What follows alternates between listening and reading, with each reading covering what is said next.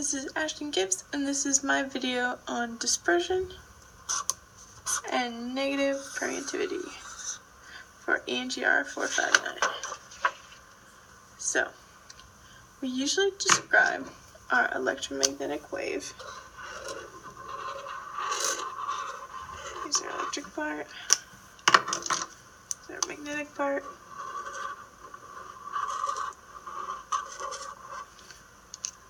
Being affected by three things. And so the three things that we talk about are conductivity,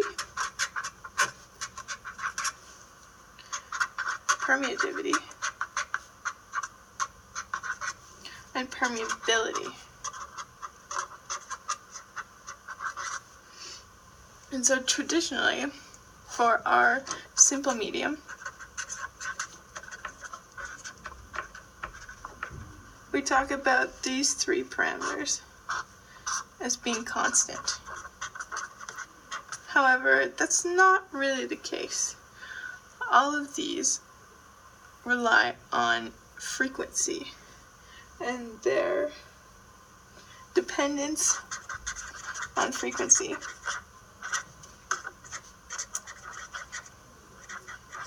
is referred to as dispersion.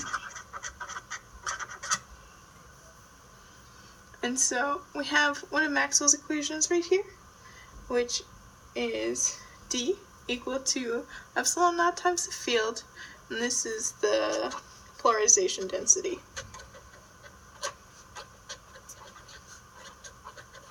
And so this guy right here is how we're going to talk about dispersion in a math sense. And just like before, we have been talking about polarization density with a simple medium approximation. And now we will also be adding a polarization density that reflects the dispersion in materials. And so dispersion is actually what causes a prism to diffract white light into a rainbow.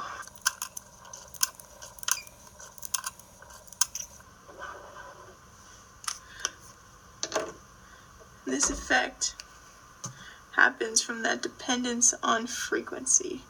And so because visible light depends on the frequency of light, when the white light comes into a very dispersive prism, it ends up diffracting out to the different colors based on the lowest wavelength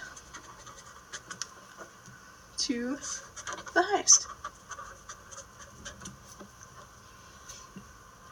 And so we know polarization density can also be written as epsilon naught times this XE term, which is electric susceptibility, times the electric field. And so we can also write our total permittivity as epsilon naught, and then 1 plus the electric susceptibility.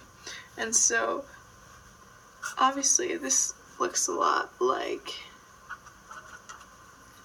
the permittivity of free space multiplied by the relative permittivity, and we can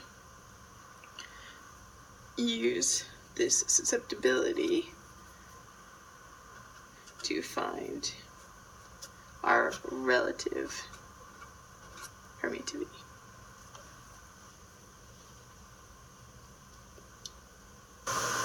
Starting with the dielectric media, I'm going to go over how we're going to find the polarization density equation. And so we're actually going to start with Newton's law, and we're going to talk about this electron that wants to be pulled by this electric field.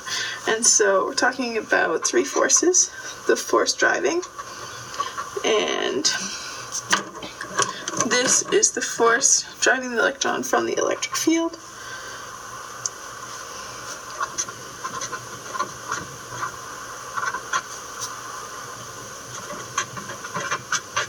Then we're going to have the binding force, And this is just the force binding the electron to the atom. It's kind of like a spring force.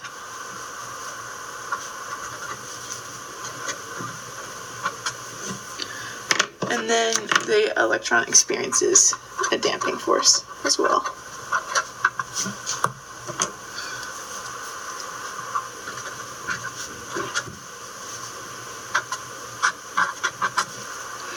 And so plugging that into our equation, we have the driving force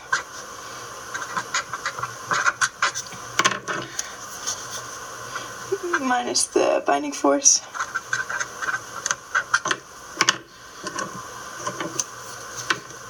minus the damping force is going to give us mass times acceleration. And so we're going to put all the displacement terms on one side so we can find the displacement of this electron. We have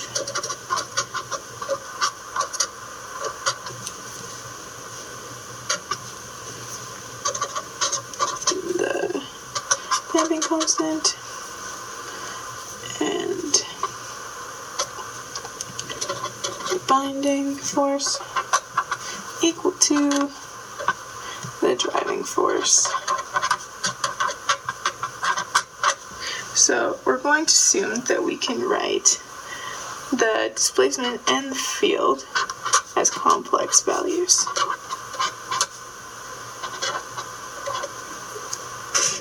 And so we also see the mass in all of these, so we're going to take that out, and we're going to get this equation.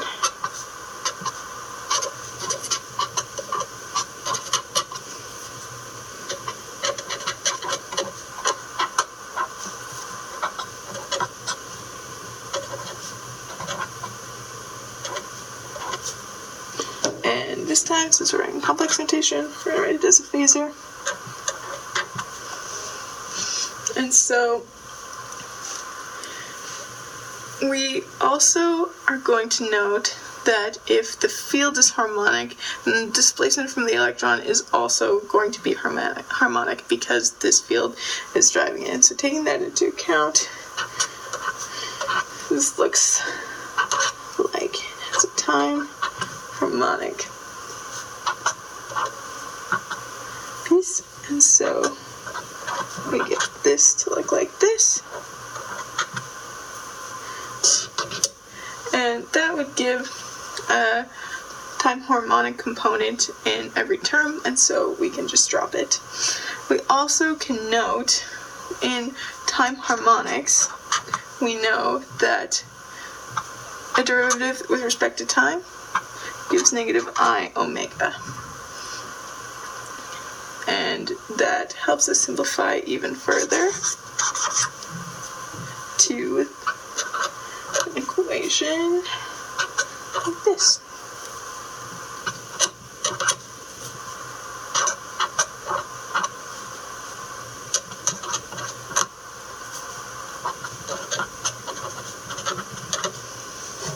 And from this, we can write an equation for the displacement of our electron.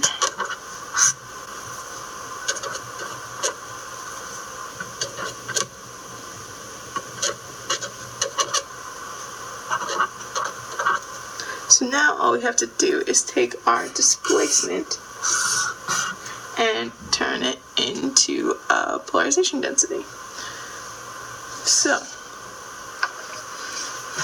we're going to first write the dipole moment, so I'm going to make that clear that that's a small p, which is our charge times our displacement, square root of m, and our frequency components.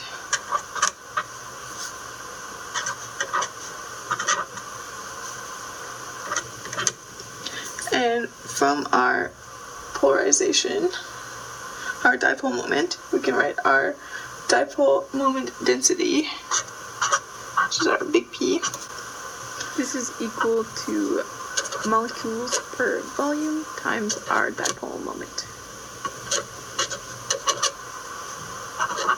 And we just have to sum up the frequency effects from every molecule.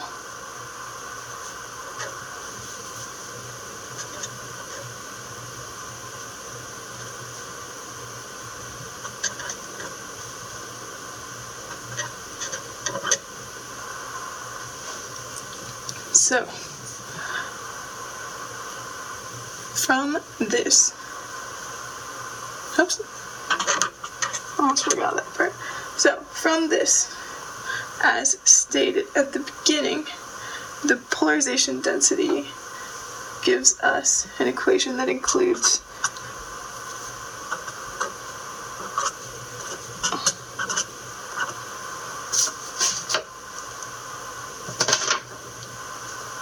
electric susceptibility,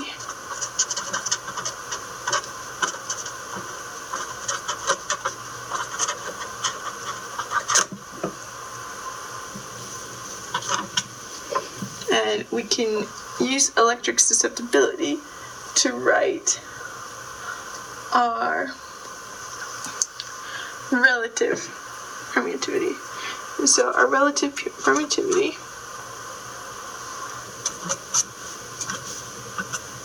becomes this 1 plus our susceptibility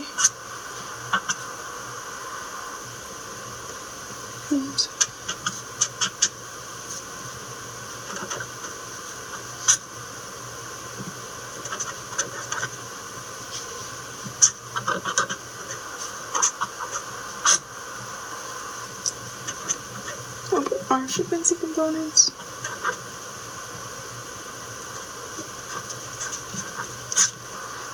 And we now have a mathematical equation for relative permittivity that is in terms of frequency. So now we're going to look at dispersion in a metallic media, and we're going to do the same thing again with Newton's law. And so this time we're looking at this cloud of electrons, because electrons move a lot more freely in metals. And so we have our driving force, which is same thing, our charge times our electric field, and then our damping force of the electrons experiences damping.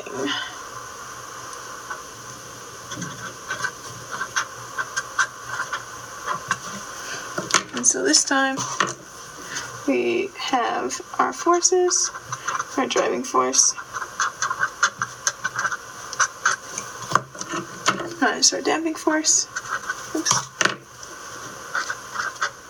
You'll notice as I'm writing out the rest of this equation that there is no binding force in metals because the electrons move more freely. And so, writing this out with our displacement on the same side, we get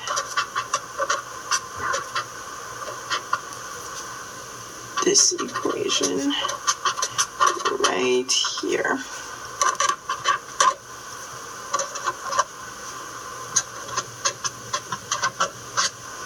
And so we're going to make the same assumptions that this is complex.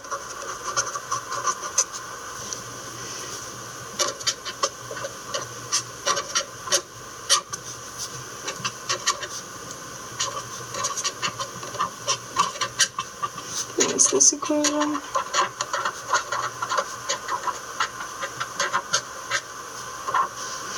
And that because our driving force is going to be time harmonic, obviously, so is our displacement of our electron.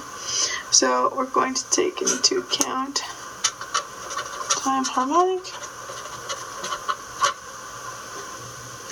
and our lovely time harmonic derivative rule, and come out with this equation right here.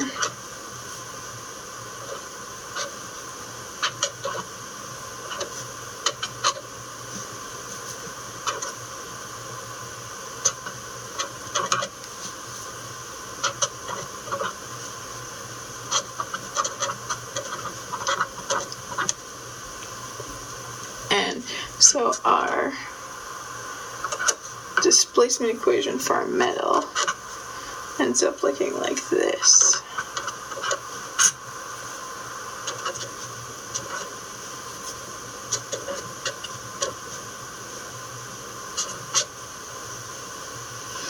And so again, we're going to use this in our polarization density to create polarization density term that reflects dispersion for our metallic media. And so looking at our dipole moment, first we have equal to our charge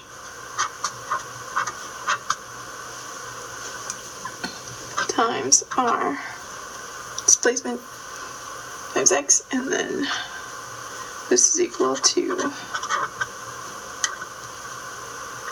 dipole moment.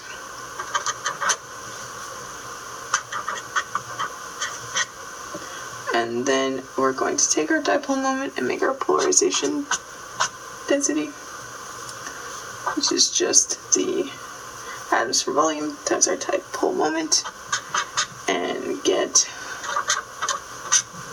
this equation.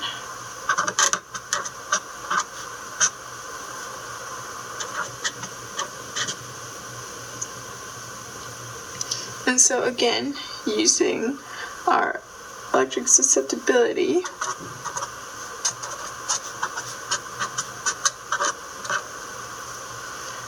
we are going to plug in and our electric susceptibility's relationship to our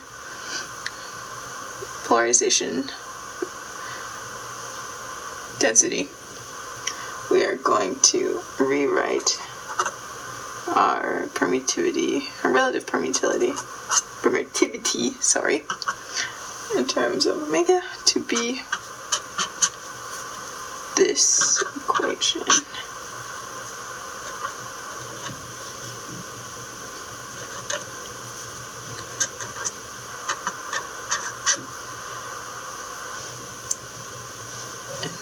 So, in this equation, we have this value, this value, this value, and this value all as constants. And we actually call this together our plasma frequency. So this is equal to our plasma frequency squared. And so, again, we're going to assume we have zero damping for our final equation. And our final equation looks like this.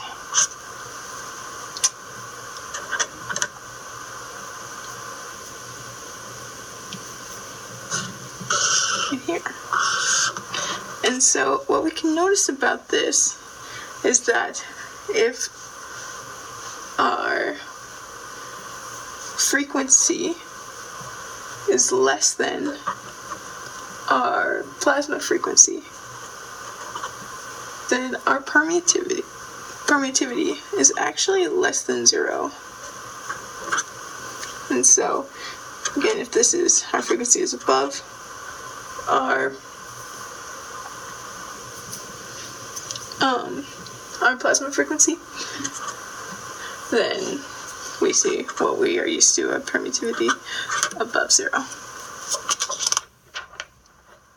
So we have our reflective index, and we know that it's equal to our relative, the square root of our relative permittivity times our relative permeability.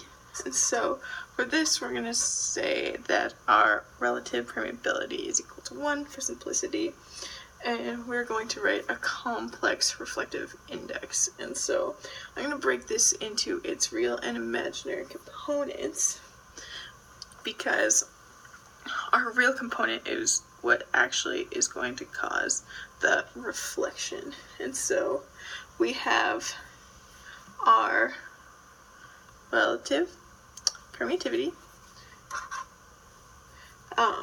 from our dielectric is equal to 1 plus n q squared over m epsilon naught, and then summation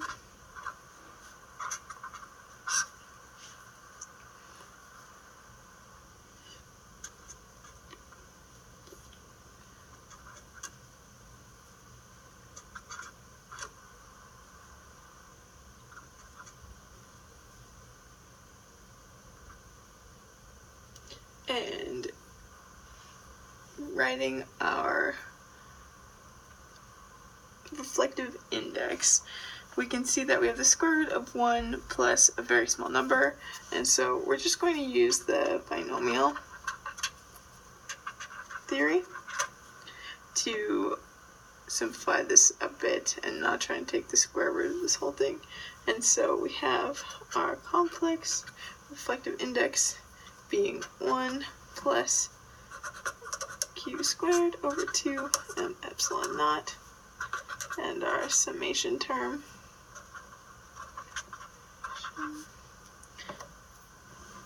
and we're going to split this into its real and imaginary parts, like I said earlier.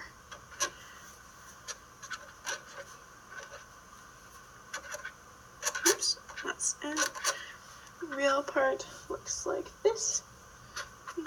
N q squared 2 m epsilon naught sum, and our imaginary part is n q squared over 2 m epsilon naught times our sum. And from this term, we can see as our wavelength increases, our reflective index actually decreases. So our wavelength terms right here, they're on the bottom, and as they increase, our reflective index is actually going to get smaller, and we can show our dependence on frequency and how it affects the properties of our wave going through material. And so going back to when we looked at metallic, the effects of dispersion on metallic materials, we can see that when our omega was less than our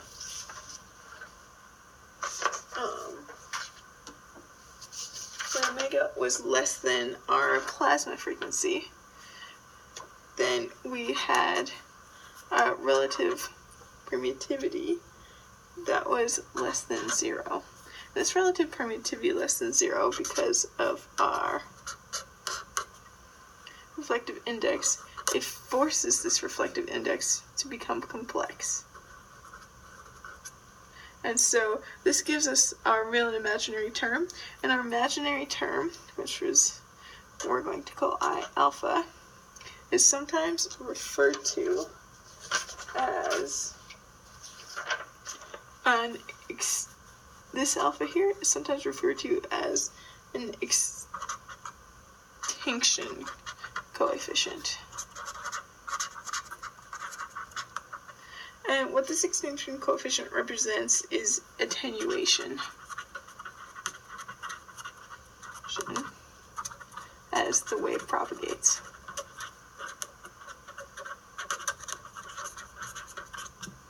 And so, for the most part, conductivity is going to account for attenuation through a metal, but this extinction coefficient also happens to contribute a little bit from our negative permittivity. Thank you.